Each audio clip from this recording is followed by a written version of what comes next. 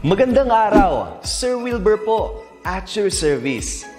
Narito ang ETUlay upang gabayan ka sa inyong pag-aaral upang lubos na maunawaan ang iba't ibang paksa o subject.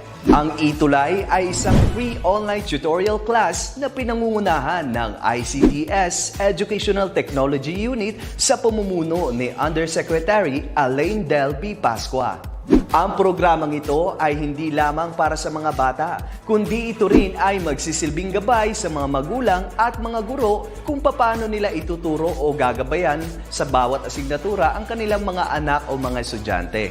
Sa kasalukuyan, ang self-learning module mula sa rehiyon ng Calabarzon at kilala sa tawag na pivot ang ginagamit sa ating ETUlay online class. Kaya ano pang hinihintay ninyo? Ihanda na ang inyong mga ballpen o lapis, papel o kwaderno at samahan kaming itulay ang pagkatuto para sa bawat batang Pilipino.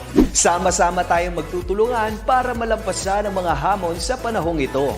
Halina't matuto kasama ang inyong online tutor sa oras na ito.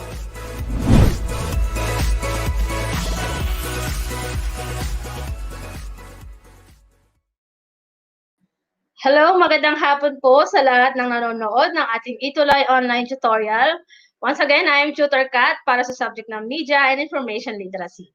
Binabati ko po lahat ng mga senior high school students, parents, teachers. Hello po, magandang hapon po sa inyo. Pwede nyo na po i-share ang ating live. Okay, so I think we are ready with our week number 5. So simulan na po natin. So batiin ko po muna lahat ng nanonood ng ating live. Ma'am Charmaine Malalis. Ayan, happy weekdays, Ma'am Ray, Sanico Manalo, and Clarice Reyes. Ayan, magandang hapon po sa inyo.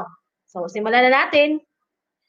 Para sa ating week 5, ang topic po natin ay text and visual dimensions of information and media. So, last week, we tackled about text dimensions of information and media. So, now, we are going to proceed with visual. Okay, so once again, ang ating pong module ay downloaded mula sa DepEd Commons, gawa ng Region 4A, Calabarzon, ang kanilang pivot module.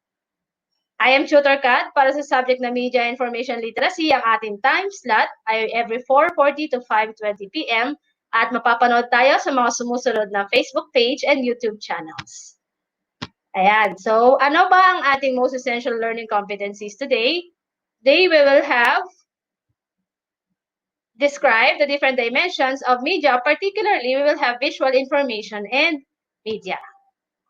And para naman sa ating mga objectives today, we will explain the principles in designing visual elements. Number 2 objective, we will evaluate the impact of visual content and forms. Para sa third objectives, we will design a personal brand or logo using appropriate text and visuals. And number 4, we will spread positive affirming information through visual media. Okay, so review po muna tayo. So last week, ang topic natin is about text, information, and media. Diniscuss natin doon yung iba't ibang klase ng font, di ba? Font faces. So alin ba dito sa mga sumusunod, letters A to E, ang halimbawa ng serif font? So pwede po tayo mag-participate by typing in our comment section. Di ba pag sinabi nating serif font, halimbawa dyan yung Times New Roman, ayan, Footlight, serif font yon. So, alin kaya dito? Yan, magandang hapon, Herma Cadiz, watching from DepEd Dasma. Ma'am Soraide Gule. Yan, good PM po from Jensen Als. Okay, ang halimbawa ng serif font, kung sagot nyo ay letter B, yan, tama po kayo. It's letter B. Number 2, sans serif, meaning without feet. So, halimbawa yan yung Calibri, Arial. So, alin kaya dito? So, the answer is letter D. Yan. Number 3, we have script. Okay, pag sinabing script, yung dikit-dikit na font. So, ang halimbawa dyan is yung letter E. Number 4, slab serif, yung naka-bold na serif font. Okay? If you want to participate, just type in our comment section. Ang sagot po sa number 4 ay slab serif, letter A. And number 5, we have decorative. Yun yung mga font na may specific na tema. Halimbawa, nakakatakot na theme, nakakatawa, funny or girly type na font, tawag doon ay decorative. So, halimbawa dyan is yung letter C. Yan. So let's proceed with number 6 review. So dito naman tayo sa elements of text. So ano kaya yung tinutukoy kapag sinabi it concerns with consistency of elements and the unity of the entire design? Okay, consistency of elements. We are referring to repetition. Number 7, it refers to the conscious effort to organize the different text elements in a page. Okay, yung pagkakaayos. So, ang tinutukoy natin ay organization. Number 8, it refers to how the text is positioned in the page, left, right, center, justified. Ayan, alam natin yan. Letter A, alignment.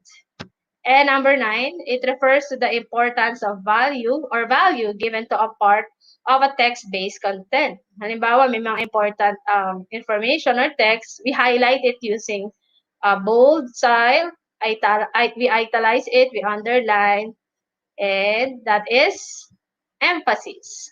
And number 10, it refers to how fitting or suitable the text is used for specific audience.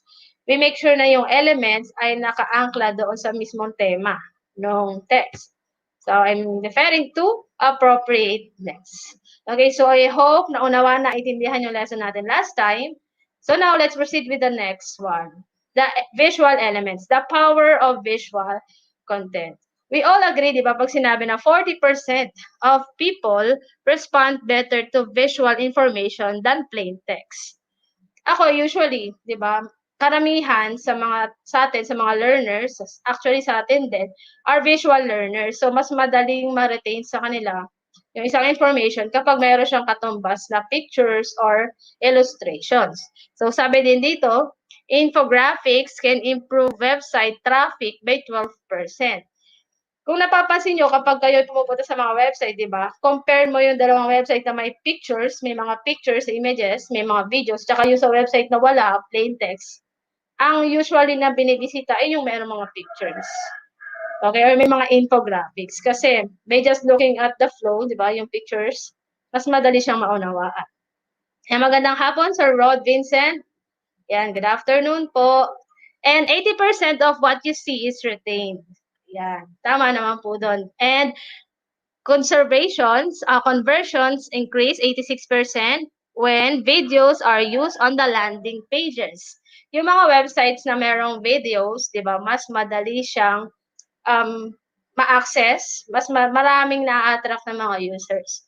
And 20% of the words on a web page is read by the average user. Mas madaling mabasa, maging interactive ang iyong page kapag mayroon siyang pictures or videos. And landing pages with videos are 40 times more shareable. Mas maraming shares ang nangyayari sa mga websites or web pages na mayroong pictures and videos. Okay. So with that, di ba, we have to learn the following visual dimensions of information and media. Okay, let's proceed. First, define natin ano ba yung tinatawag na visual. Visual are materials or programs, applications, and the like that teachers and students use to formulate new information to aid learning through the use, analysis, evaluation, and production of visual images. So pag sinabi natin visual information and media, anything that can be perceived by the eyes, di ba? Lahat naman nakikita natin using our eyes. So it could be a picture, a screenshot, a video. Okay? Now, meron tayong iba't ibang types ng visual media. May tinatawag tayong photography, video, screenshot, we have infographic, comics, meme, graphs or charts, and visual note-taking. So, ang una dyan is yung photographs. Ito yung halimbawa, photography. Diba? Pag kinuwento lang ba sa'yo na ang Mount Makiling ay maganda, perfect ang kanyang shape, diba, hindi tayo agad-agad maniniwala kasi hindi pa natin nakikita yung actual na picture. So with photography, diba, pag sinabi natin photography, we take pictures or photo using our mobile phones or the DSLR cameras or digital cameras. Okay, another example, types of visual media is this video. This video is a screenshot from the scene short film Kinamulatan. Another types of media we have here, screenshots. Yan, usong-uso yan. SS mo na lang. screenshot, may screenshot ka ba? Di ba? Usong-uso yan, SS. Swipe mo lang yung tatlo mong daliri sa cellphone mo, makakakuha ka na ng screenshot or print screen naman sa laptop. Okay, next is the infographic. This was created to promote netiquette in Merry Help of Christians College, Laguna. Yan, nasa module po natin yan. Kung hawak niyo po yung module Region 4A, yan po yung nasa mismo module. Diba, kapag sinabing infographic, it's a combination of text and pictures. And most of the time, gumagamit sila ng mga arrows, gumagamit ng mga acronyms para mas madaling ma-visualize or ma-absorb yung information na gustong ibigay sa bumabasa. For this example, we have here RESPECT, R-E-S-P-E-C-T.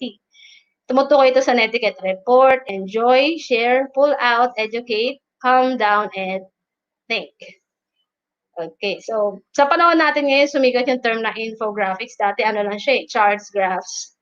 Yan, dahil nga marami na rin mga software na pwede tayong gumawa ng mga magagandang infographics. Okay, next we have here comic strip or cartoon. Okay. Di ba ginagamit ng comic strip or cartoon for dialogue, di ba, sa mga module? Mas kasing na-attract yung mga learners natin kapag kinonvert natin into comic strip yung isang concept na matututunan nila. Yun nga lang, medyo matrabaho kasi we need to draw, di ba? Kung marunong ka mag-drawing, di ba, why not do this kind of illustration? Kasi mas madali siyang ma-enjoy at mababasa ng mga bata. Okay, next we have meme.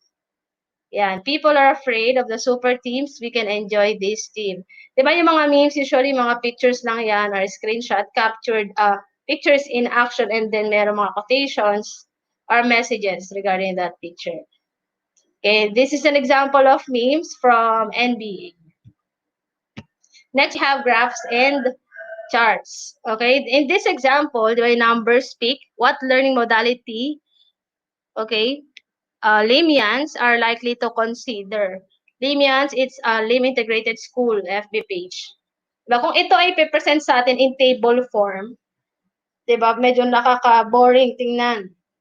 Pero kapag kinonvert natin siya into charts or graphs, by just looking at the color, alin ba yung pinakamalaking payang kinain, yung gray part. Meaning, yung modular distance learning ang kanilang 25% ng mga students yung kino-consider nila. Yan. By just looking at the pie chart, di ba, yung graph colors, madaling ma-interpret. It helps them with the interpretation of the data or information. Okay, next we have another type of visual media. Magandang hapon, Gloria Cubelo, watching from JTJM and HS. Yan, magandang hapon po. Sa ating last types of visual media, we have visual note-taking. Ayan, ginagawa ko yan usually nung college, nung ako'y nag-aaral. Kapag nagtuturo yung professor, sinasabayan ko siya ng note-taking with matching drawing, diba? Mga arrow. Pag ang tinuturo ng prof ko ay skeletal system, nagdodrawing talaga kahit stick man lang itsura. Basta matandaan ko yung naituro sa akin on that day, at that moment. Kasi mas madali siyang natatandaan. Yan, ayan yung halimbawa ng visual note-taking. Okay? So, yun po yung mga iba't ibang types ng visual media. Let's proceed with the design elements. Okay, pag sinabing design elements, ano yung mga bumubuo sa mga design or sa mga visual images? We have lines, shapes, value, texture, color, and form. So, the primary purpose of visual information is to gain attention, di ba? Create meaning and facilitate retention. But how can you create a striking visual? So, you have to consider the following visual elements. Okay, let's start with the line. Okay, so line can be described as a shape or outline. It can create texture and can be thick or thin. Diba? Dito sa halimbawa, meron tayo dito actual line, implied, horizontal, vertical, diagonal, and contour. So, kung titingnan natin, hindi lang siya basta line. Kapag yung line, pag yung design natin, ginamitan natin siya na mostly horizontal line, meron siyang meaning, connotation na binibigay. Di ba? Pag horizontal lines are more static, di ba? Hindi siya gumagalaw, it's more stable and calm. Just like the ocean, di ba? Kapag tahimik ang dagat, di ba? It gives us the feeling of calm. So, kapag horizontal lines yung ginamit natin. Kapag vertical lines naman, di ba, it commands attention, di ba? Attention, kasi vertical lines, steady, di ba? Stability. Kapag diagonal lines naman, it conveys movement, di ba? Movement, kasi diagonal. And contoured lines may evoke turbulence, playfulness, and the likes. Kasi meron dito parang gradient. May transition ng shades ng mga lines. Okay? Di ba nga kapag nagdadamit tayo, sabi nga, huwag kang magsusuot ng damit na naka-stripes, mas lalo kang tataba. Kasi nagkakaroon siya ng illusion na palawak. Di ba? Nagkakaroon ng nadudaya yung mata natin na akala natin tinitingnan natin ay malawak or malaki. Kaya kung gusto mo daw pumaya, magsuot ka daw ng damit na naka-vertical yung lines, yung stripes, hindi yung horizontal line. Ayan. Next is this shape. A shape is a geometric area that stands out from the space next to or around it because of the difference in value, color, or textures. Okay, so dito titingnan natin, so ano yung shape na form nung pinagsama-sama yung mga umbrella? 'Di ba? Kapag pinagsama-sama yung mga umbrella, makakapag-form dito ng shape. Yan, in between. Meron dyan diamond. Ito sa pagitan ng mga payong. And then sa mismong payong, di ba, meron siya mga triangles. Ayan. And may tinatawag tayong mga organic shapes. Pag sinabi nating organic shapes, yun yung mga natural na hugis ng mga bagay-bagay. Halimbawa dyan yung eggplant. Yan. Next, the design element is the value. The value is the degree of the light and dark in a design. It is the contrast between the black and white and all the tones in between. Diba? Value, the contrast. Tumutuwa ito sa contrast. The lightness, diba? Ano yung mga ibabaw? Yung light colors ba or yung dark colors when we control the value? Value can be used with colors as well as black and white. Okay, next is texture. Okay, by just looking at the picture here, ano yung pinaka-element sa picture na nagbigay ng texture? Okay, pag sinabi natin texture is the way a surface feels or is perceived to feel. Magalas, di ba? Makinis, magaspang, yan yung texture. Texture can be added to attract or repel interest to a visual elements. So with this example, di ba, ang nagbigay ng texture dito is yung mismong puno.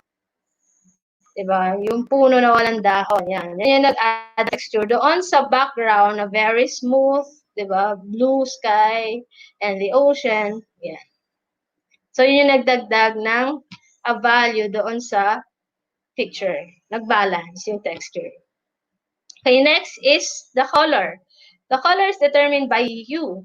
Diba? H-U-E. The name of the color, the intensity of the color, how bright the color is, yung value, yung contrasting ng light and darkness of the color.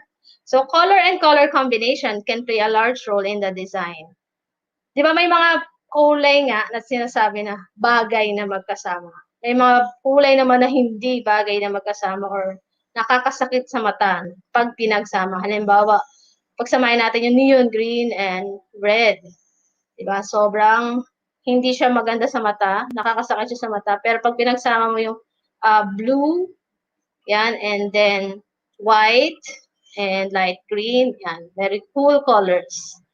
So, when it comes to color, sa design elements, dapat meron din tayong alam sa color wheel, di ba? May tinatawag na complementary colors, may analogous color, di ba? So, we have to know ano yung bagay na kulay doon sa ating object na gustong i-emphasize sa isang visual image. Okay, next we have form. A form is a figure having volume and thickness. Okay, volume and thickness. An illusion of a three-dimensional object can be implied with the use of lights and shading. So, pag sinabi natin form, gaano siya ka 2D or 3D? Having volume and thickness. So, dito sa halimbawa na to, yung nasa kaliwa, yun yung nagkaroon ng 3D effect dahil nilagyan siya ng shadow ng mismong artist. And then dito naman sa kanan na picture, it's purely 2D. It's more on sketch. Diba, lines lang yung nakikita natin. thick line strokes. Okay, so let's proceed with the principles in visual design. Let's start with number 1, consistency. So, dapat consistent tayo sa ginagamit nating mga design elements. Anong klase ng typeface, type style, and color is necessary, especially in slide presentations or documents that are more than 1 page. So, halimbawa, pinagawa ka ng isang book. Pwede bang sa page 1, gamitin mo Times New Roman? Sa page 2, Arial ka naman. Sa page 3, Calibri ka. Sa page 4, curls ang gagamitin mong font. So, hindi siya ganun. Hindi siya pwede. You have to be consistent. Okay?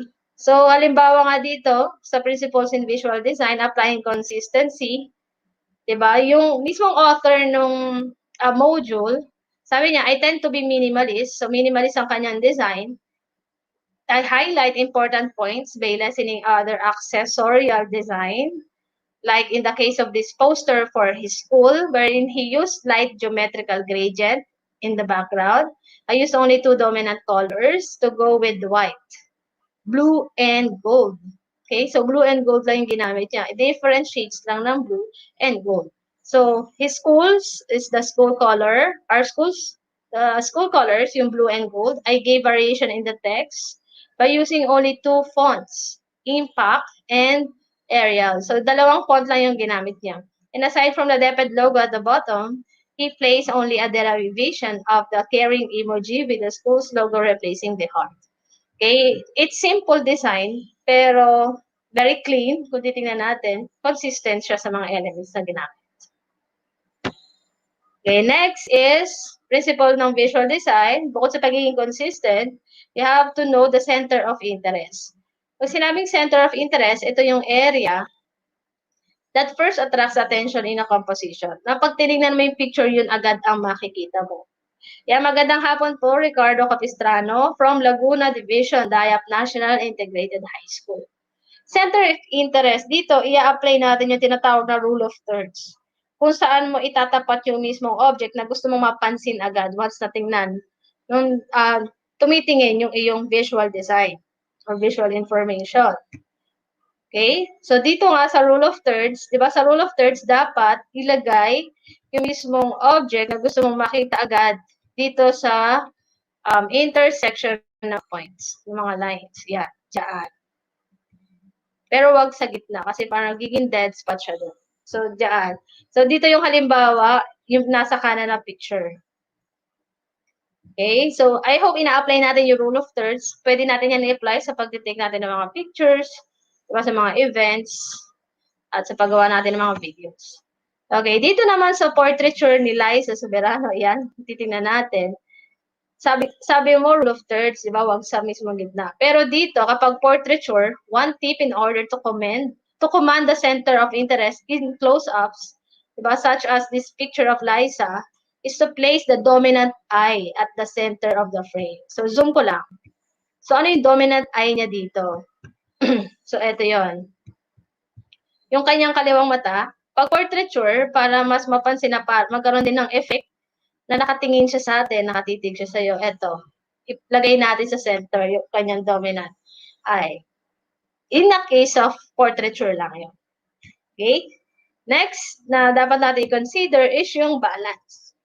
Balance is a feeling of visual equality in shape, form, value, color, etc. Okay? Objects, colors, texture, shapes, forms can be used in creating balance in composition. So, balance yung paggamit natin ng bold, di ba? Pag italize, balance yung paggamit natin ng mga colors, ng texture, di ba? Huwag puro cool colors, dapat well-balanced. Okay, it can be asymmetrical and evenly balanced or asymmetrical or unevenly balanced. Okay? So, ito yung halimbawa ng balance sa visual design. Kung ito, kung mapapansin nyo, pag hinati natin sa gitna, meaning, this is an example of symmetrical balance. Ito. Yan. And also this one. This one shows balance kasi nasa center yung picture. And pag dinivide natin in half, sakto, walang part or portion ng object na nakat. So, saktong-sakto yung pagkakakuha dun sa picture. Number 4, we have harmony. brings together a composition with similar units. Okay? Pag sinabi nating harmony, may mga elements na bagay na magkakasama. Okay? Objects, values, colors, textures, shapes, forms, etc. can be used in creating balance in composition. Diba? If, for example, your composition was using wavy lines or organic shapes, you would stay with those of types of lines and not put in just one geometric shape. Notice how similar harmony is to unity. So, halimbawa dito, ayan, halimbawa ng harmony dito, kung mapapansin nyo yung kulay niya, pastel color. So, wala siya nilagay dyan na warm color or striking na colors. Diba? So, nagja-jive yung mga kulay, yung sky blue, yung yellow, light yellow, green. Yan, it's practices harmony sa kanyang design. Okay. So, next one is contrast. Contrast offers some change in value, creating a visual discord in a composition. Contrast shows the difference between shapes and can be used as a background to bring objects out and forward in a design. With contrast, by playing with the lightness and darkness of the colors, meron tayong napapaangat na elements or objects sa ating visual design. Ito, so may papakita ko sa inyo example. Ayan. So, by just playing with the contrast, di ba, lumitaw, umangat yung picture ni Mama Mary dyan. Kasi yun yung may light na color. So, nagkaroon ng emphasis. Next is directional movement. It's a visual flow through the composition. Okay? Visual flow. Kumbaga, by just looking at the picture, makikita mo yung motion na nangyari doon sa picture. Okay, just like this one. Ayan.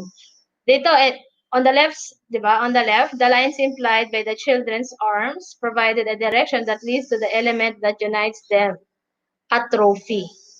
Di ba?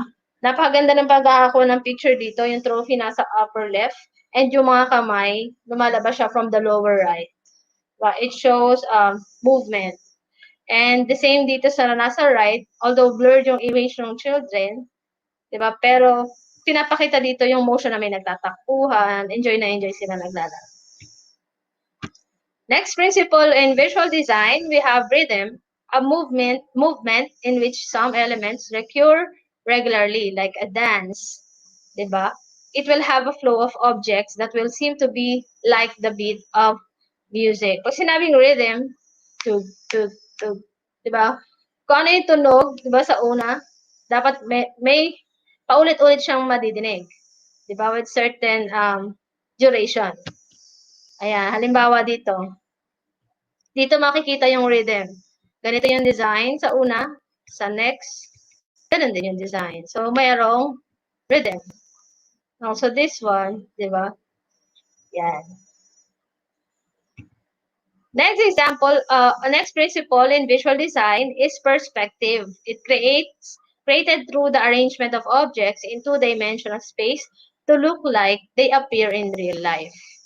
Okay, perspective is a learned meaning of the relationship between the different objects seen in space. Ayan, para mas madali nating maintindihan, di ba pag sinabi natin perspective, meron tayong tinatawag na vanishing point. Ayan, kung makikita nyo, dito yung vanishing point.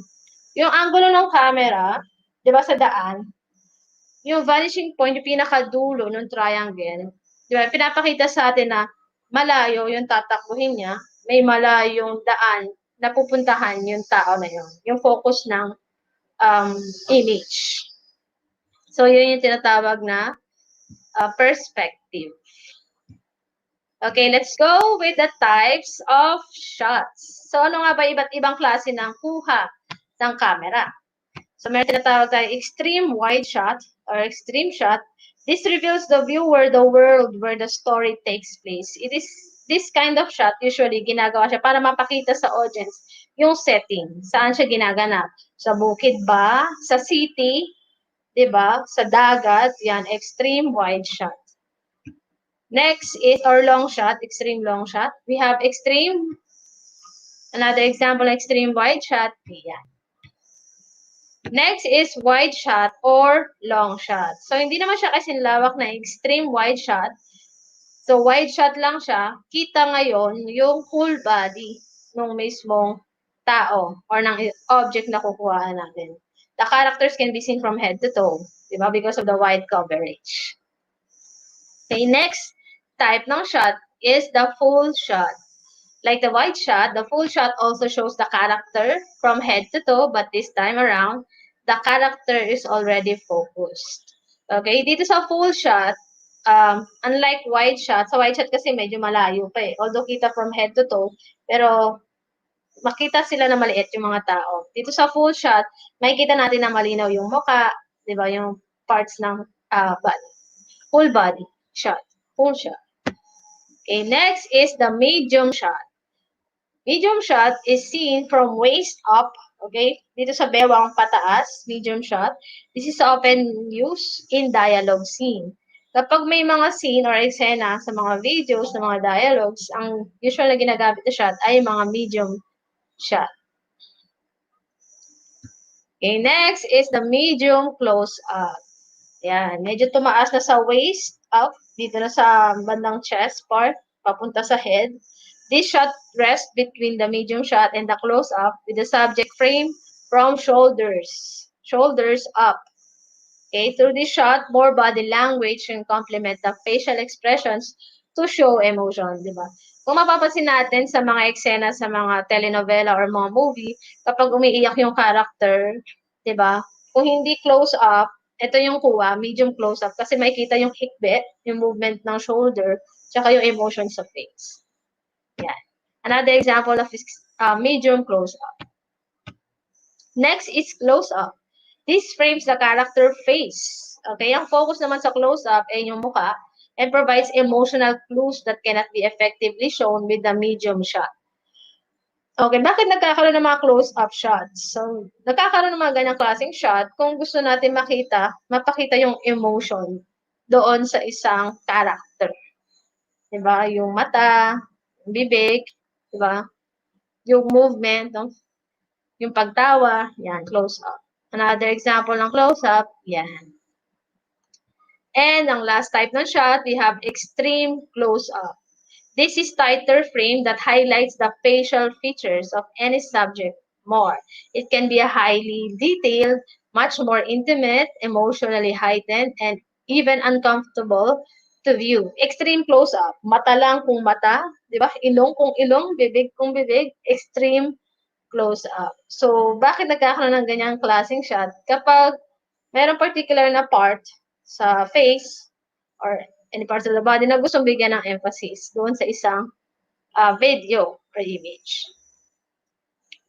Okay, so kita-kita yung mga details kapag extreme close-up ang ginamit.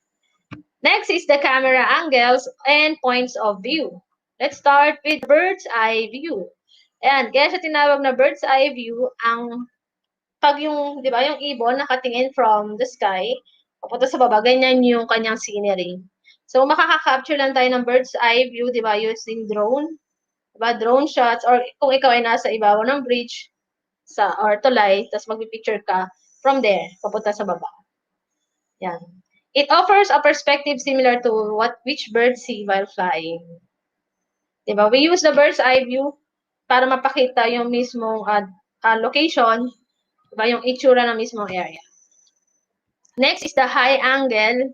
Hindi naman siya kasing taas ng bird's eye view, pero nasa mataas pa din yung lugar. High angle shot is taken pointing the camera down on the subject. Okay? Next is the eye level. The eye level shot, ito yung pinaka-common na camera angles. The eye level shot is considered the most natural camera angle. Kasi parang ikaw, as audience, parang ikaw mismo yung nakikipag-usap. Para nakaka-connect ka doon sa pinapanood mo kasi naka-eye level ka. So, capturing the shot at eye level offers a neutral perception of the subject. Next is the low angle. Okay, low angle shot is taken from below. So, kanina high angle, so low angle from below. Diba? The subject's eye line pointing upward. So, the camera angle makes the subject look powerful and imposing. So, kung gusto mo magkaroon ng dating na powerful, diba? Capture a low angle shot. Okay, next is the worm's eye view. So, kung may bird's eye view from the top, May worm's eye view mula sa ilalim naman, di ba, sa sahig. Yung camera, totally naka-flat sa sahig, pataas, focus. The worm's eye view camera angle looks at an object or subject from below. It is commonly used to capture tall elements in the scene. Halimbawa, gusto mo mapakita yung mataas na puno, yung mga ulap, yung stars, yung sky. Yeah, worm's eye view. Next is the over-the-shoulder shot. It is also called as OTS or third-person shot. This is created by placing the camera at the back, nasa likod siya ng character while facing the other character. This is used to highlight the relationship of the characters in a dialogue. So, bukod sa video shot, ginagamit yung over-the-shoulder shot kapag mayroong mga conversation during sa isang eksena. And the last one, we have Dutch angle. Also, the Dutch angle, or known as Dutch tilt, canted angle, or oblique angle, this shot is noticeably tilted or tipped. Pansinin nyo, so medyo tilted siya. This is used to signal the viewer that something is wrong. So, ito usually nakikita natin ito sa mga horror movie or suspense movie. Biglang madi-distort yung angle ng camera. Kasi by just looking at that, di ba, nagkakaroon ng feeling na yung audience, ay, may something na mangyayari dito sa eksena. Yan. Usually, yung mga climax sa mga movie, yan. Wag sila mga Dutch angle. Okay, so yun yung mga iba't ibang camera angles and points of view. So, para sa ating what I have learned, let us answer this. Match the items in column A and column B. Balance. Okay, ano kaya yung balance?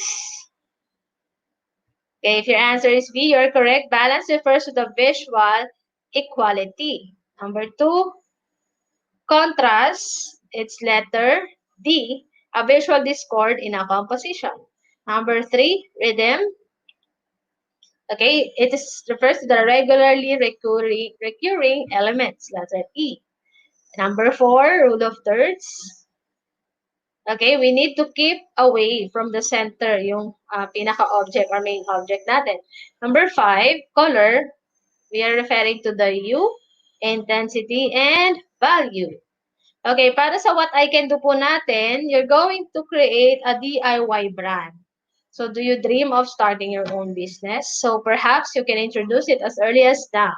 Create your own trademark design to be used in posters, flyers, or web pages of your dream business. So, kung isip po tayo ng, kung tayo magtatayo ng business, di ba, ano yung negosyo na gagawin natin?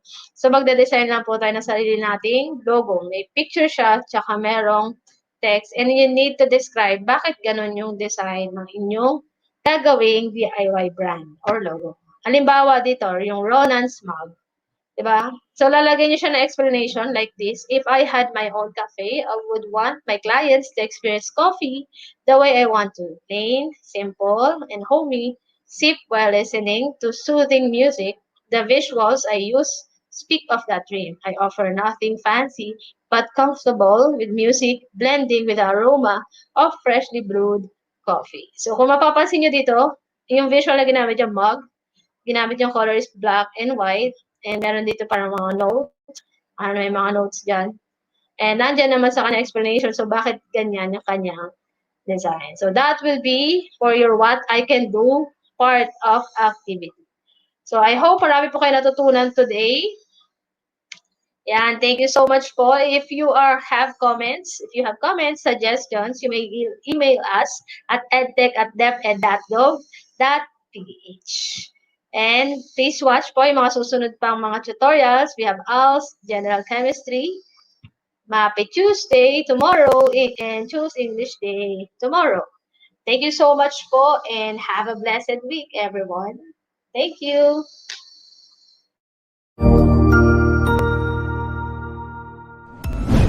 Sigurado ako na marami ka na namang natutuhan sa ating ETUlay tutorial session ngayong araw. Tandaan, ito ay hindi lamang para sa ating mga mag-aaral, kundi pati rin sa ating mga minamahal na guro at mga magulang na kaagapay natin para maituloy ang pagkatuto sa kabila ng nararanasang pandemya.